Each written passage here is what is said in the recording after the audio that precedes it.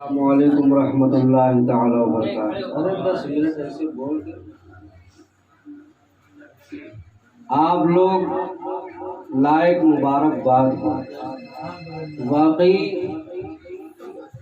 جتنی تعریف آپ لوگوں کی جائے کم ہے، اس لیے کہ آپ لوگوں نے اپنا قیمتی وقت یہاں مدرسے میں دیے ہیں۔ اس کا جزا، اس کا صلہ رب کائنات تمہیں قبر میں حشر میں عطا فرمائے۔ الحمدللہ۔ مسلمانوں، میرے نوجوان بچوں، یہ نہ سمجھو کہ میں بیٹھا ہوں اور میرا وقت ضائع ہو رہا ہے، بلکہ عرش کے فرشتے یہاں حاضر ہوں گے۔ میری آنکھ تو نہیں دیکھ رہی ہے، لیکن فرشتے موجود ہوں گے۔ اللہ نے کچھ فرشتوں کو مقرب کر دیا ہے کہ وہ یعنی دنیا میں جائیں اور جب ایسی محفلوں کو پائیں تو جا کر وہاں بیٹھیں۔ جب یہ فرشتے رب کائنات کی بارگاہ میں حاضر ہوں گے تو رب پوچھے گا، رب نہیں جانتا ہے کیا کہ میرے فرشتے کہاں سے آ رہے ہیں؟ رب سب جانتا ہے، لیکن پوچھے گا فرشتوں کہاں سے آ رہے ہو؟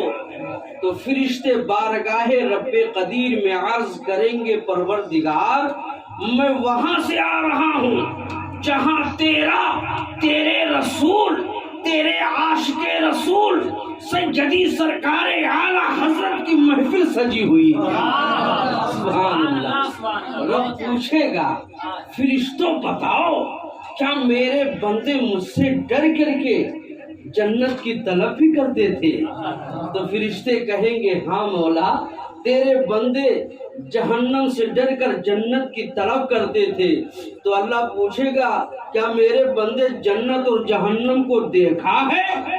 تو فرشتے کہیں گے، پروردگار ابھی تو وہ باحیات ہیں، نہ جنت کو دیکھا ہے نہ دوزخ کو دیکھا ہے، بلکہ تیرے رسول کے فرمودات پر عمل کرتے ہوئے وہ جنت کو بھی مانتے ہیں، جہنم کو بھی مانتے ہیں اور حشر کو بھی مانتے ہیں۔ یا پروردگار وہ تیرے محبوبیت کو مان کر کے تیرے جہنم سے ڈر کر جنت کی طلب کر رہے ہیں۔ لہذا ملت کے نوجوانوں، آج یہاں بیٹھے ہو، مولانا حضرت علامہ عارف صاحب قبلہ نے بڑی محفلیں محنت و مشقت کے ساتھ سجایا ہے۔ اللہ اس محفل کو اپنی بارگاہ میں قبول فرما لے۔ آئیے درود پاک پڑھ لیں، اللہ رب محمد صلی اللہ علیہ وسلم، نحن عباد محمد صلی اللہ علیہ وسلم، کہ بارگاہ غوث کو دارالشفا لکھ دیجئے۔ کہہ دو سبحان اللہ۔ بارگاہ غوث کو دارالشفا لکھ دیجئے اور خواجہ اجمیر کو دی کی بقا لکھ دیجئے۔ اور کیا مجال ہے تم کو کوئی نجدی بہکا سکے، بس اپنے دروازے پر احمد رضا لکھ دیجئے۔ اور خواجہ ہند کو اعلیٰ حضرت نے جو غوث کی شان میں اور خواجہ کی شان میں جو کہا ہے وہ بڑی مارکت العربات ہے۔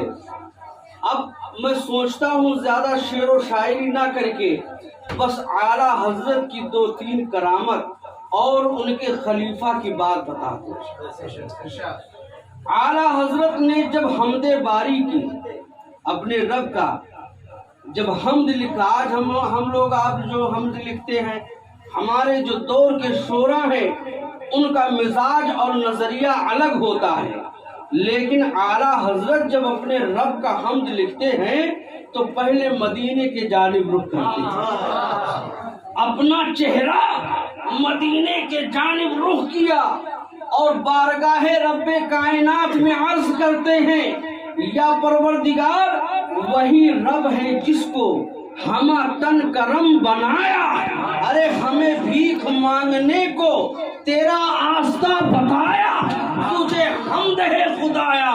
تجھے حمد ہے خدایا۔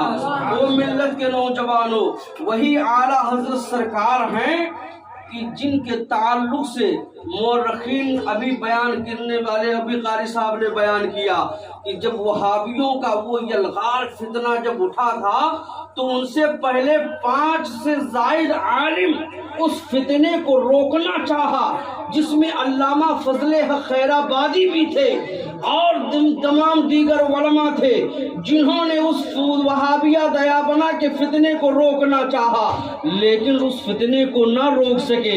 لیکن جب وہی بریلی شریف اعلیٰ حضرت عظیم البرکت رضی اللہ تعالی عنہ آئے اور جب انہوں نے 13 سال کی عمر میں دستار فضیلت کو لے کر کے اور جب انہوں نے وہابیہ دیابنا کے یعنی کفر و شرک کے فتوے کو پڑھا تو وہابیوں کے نرقے میں جا کر کے کہا، کیا کہا؟ شاعر نے کہا ہے کہ چاروں طرف سے ہیں نجدی وہابی، بیچ میں تنہا میرا رضا، ایسے میں ایمان بچانا سب کے وظیفہ۔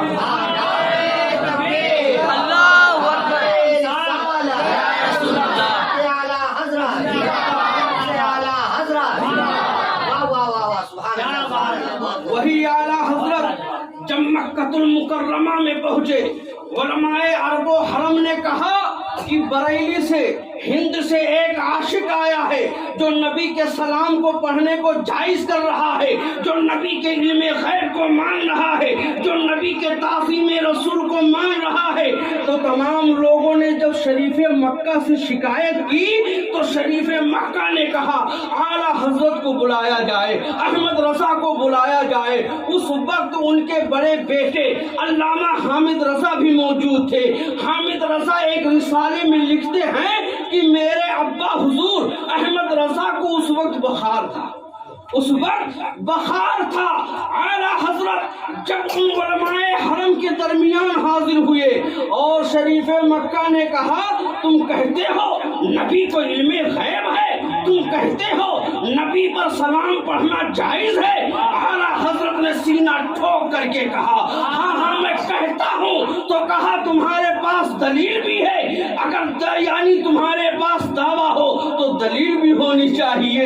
تو اعلیٰ حضرت نے کہا میں جب دعویٰ کرتا ہوں تو بغیر دلیل کے نہیں، جس پر چاہو آج ہم سے مناظرہ کرنے کے لیے تیار ہو۔